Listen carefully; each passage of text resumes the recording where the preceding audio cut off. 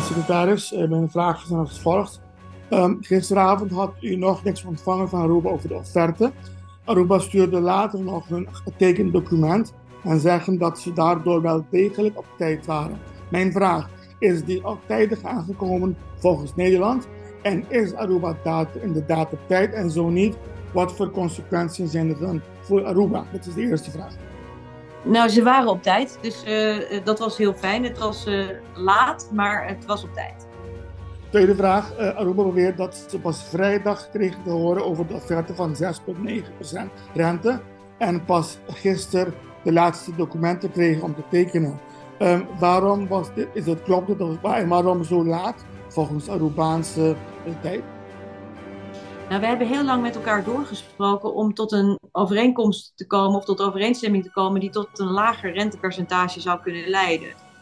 Dat is helaas niet gelukt en dus hebben we inderdaad pas in de laatste weken met elkaar gesproken over de voorwaarden van die leenovereenkomst. Maar daar zijn we uiteindelijk uitgekomen. Aruba heeft ook nog voorstellen gedaan om die overeenkomst aan te passen. Dat hebben wij ook verwerkt. Dus wij zijn daar uitgekomen en uiteindelijk heeft gisteravond, onze tijd gisteravond, Aruba dus ook getekend.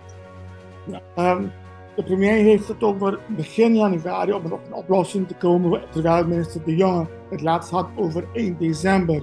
Mijn vraag is, wat is dan de eigenlijke datum waarop alles klaar moet zijn? Eind december of 1 december? En wat moet dan precies klaar zijn en moet alles in werking zijn zodat het klaar is?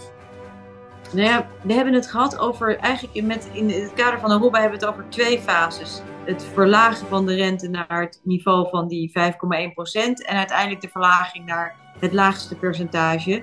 En die eerste stap daarvoor hebben we inderdaad die LAFT nodig, die dan in moet, of de aanpassing daarvan, die in moet gaan per 1 januari. En dat betekent dat we lang voor 1 januari met elkaar daaruit moeten zijn en dat ook de Rijksministerraad zich daarover moet kunnen buigen.